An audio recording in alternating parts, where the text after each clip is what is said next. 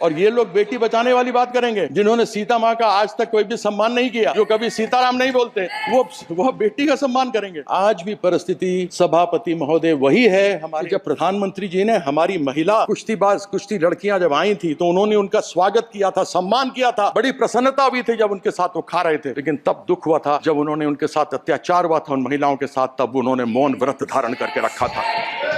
ये सदन के लिए शर्म की बात है। आज बात करते हैं कि हमने नीरज चोपड़ा को भेजा। मैं ये जानना चाहता हूं कि जब तक नीरज चोपड़ा ने स्वर्ण पदक नहीं जीता था भाला फेंकने में, जावलिन में, तब तक उसके लिए सरकार ने क्या किया था? एक नीरज चोपड़ा बनाने के लिए, एक पीवी सिंधु बनाने के लिए, एक साइना नेहवाल बनाने के लिए, एक साइना मिर्जा बनाने के लिए आपने सरकार क्या क्या करती है? ऐसा कौन सी प्रिपेयर्डनेस? कहां है कोचेस? कहां है प्रशिक्षक? आज खेलो इंडिया आपने शुरू किया, बड़ी प्रसन्नता की बात है। जो भी आए वो खेल सकता है, लेकिन क्या जो भी आए खेल सकता है? उसमें से प्रतिभा एकलव्य की तलाश कौन करेगा? उसके लिए कोई व्यवस्था है क्या? खेल और खिलाड़ी की कोई जात नहीं होती, ना उसका कोई मजहब होता है, और इसलिए शायद राजनीतिक पार्टियां खेल को उतना महत्व नहीं देती जितना देना चाहिए।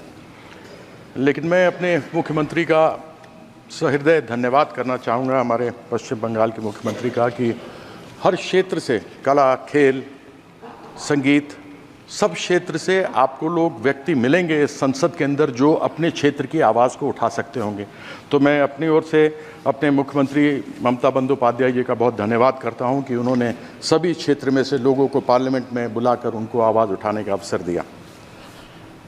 और क्योंकि खेल और खिलाड़ी की कोई जात और मज़हब नहीं होती, इसलिए राजनीतिक लोग भी इसको ज़्यादा गंभीरता से नहीं लेते। अभी संजय जायसवाल जी हैं कि चले गए? वो बोल रहे थे जब हम बात करेंगे तैयारी की तो आपको तो दर्द होगा, विपक्ष को दर्द तो होगा। मुझे मालूम नहीं उनको या उनकी पार्टी को तब दर्द हुआ था जब हमारी महिला कुश्ती बेटियां और बहन थी जिनके साथ अत्याचार हुआ था और वो त्राहिमाम कर रही थी, तब किसी की आवाज़ नहीं उठी थी। मुझे याद है जब मैं छोटा था, मैं भी क्रिकेट खेला, भारत के लिए विश्व कप 1983 में जीता। हमारे साथ में यूसुफ पठान बैठे हुए हैं जो 2011 में विश्व कप भारत के लिए जीते। हमारे कप्तान फुटबॉल के, भारत के कप्तान बैठे हुए हैं, पद्मश्री लिए हुए प्रसून बैनर्जी, सब यहाँ बैठे हैं। मुझे भी याद है जब मैं छोटा था और उस समय क्रिकेट में पैसा नहीं था तो हम लोग 3rd क्लास ट्रेन की बोगी में जाया करते थे।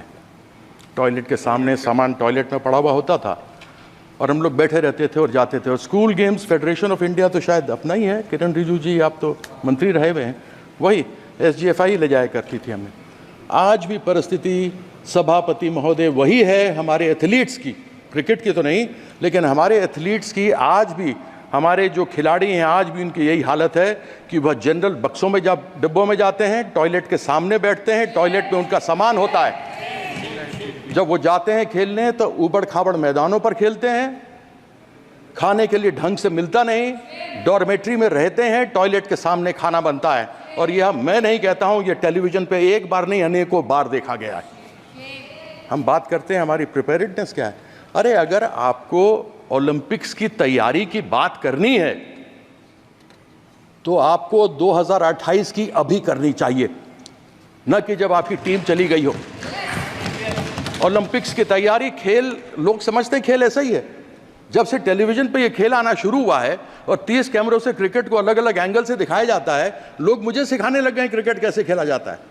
उनको मालूम नहीं कि जब थॉमसन 100 की स्पीड पर गेंद करता था, सुनील गावस्कर सामने होता था, या सचिन तेंदुलकर एक तरफ हो और ब्रेटली दूसरी तरफ हो, तो 0.42 सेकेंड्स गेंद को निकलने में, बल्लेबाज तक पहुंचने में, और 0.38 सेकंड्स बल्लेबाज को तय करने में कि मैं फ्रंट फुट पर जाऊं, बैक फुट पर जाऊं, हुक करूं, कट करूं, पुल करूं, क्या करूं। लेकिन लोग हमको सिखाते हैं, यानी ये बॉल छूटी और ये बैट्समैन के पास आई, ये समय है, बस इन 2 चुटकियों के बीच का खेल है। उसको संभवतः लोग समझेंगे नहीं, बहुत आसानी से लेते हैं कि हमारे प्रधानमंत्री जी ने किया। मुझे बड़ी खुशी है कि जब प्रधानमंत्री जी ने हमारी महिला कुश्तीबाज कुश्ती लड़कियां जब आई थी तो उन्होंने उनका स्वागत किया था, सम्मान किया था, बड़ी प्रसन्नता हुई थी जब उनके साथ वो खा रहे थे।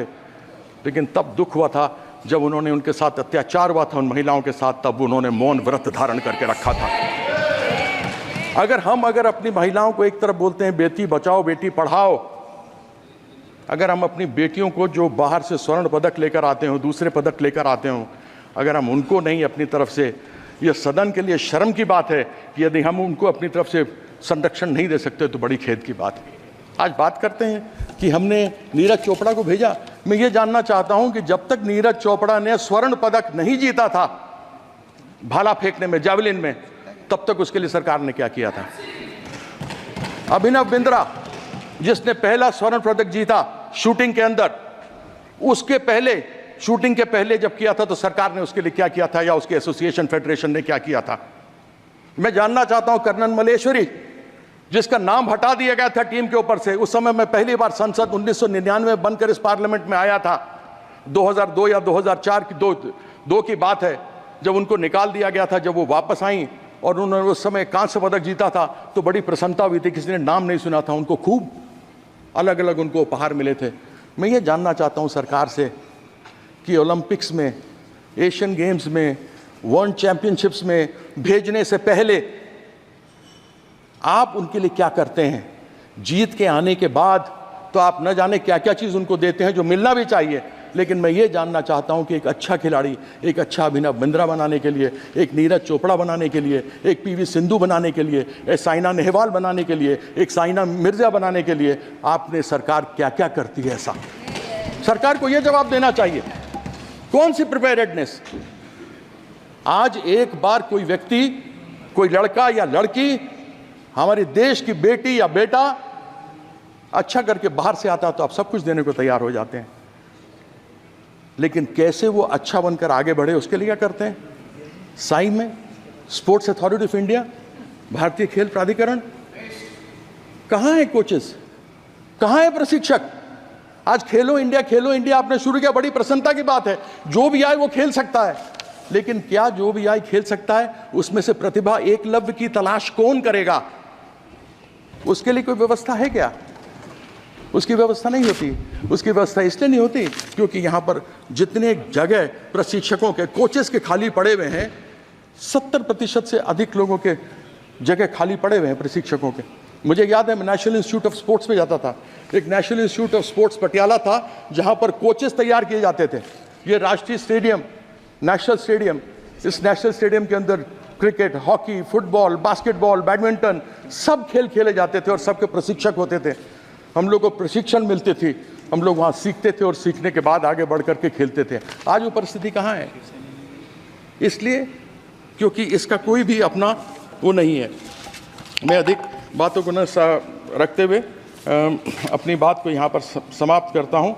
मैं अभी एक रिजिजू जी ने कहा कि खेल संघ वाले हैं सभापति महोदय कि वो आपस में चुनाव लड़ते हैं तो उनकी आपस में लड़ाई तो होगी, तो आप यहाँ क्या खाक मारने के लिए बैठे हैं। स्पोर्ट्स मिनिस्ट्री किस लिए बैठी हुई है कि यदि आप उन लड़ाइयों को सुधार करके उन जो प्रतिभावान लोग हैं उनको आगे नहीं भेज सकते तो फिर आपका फ़ायदा क्या है।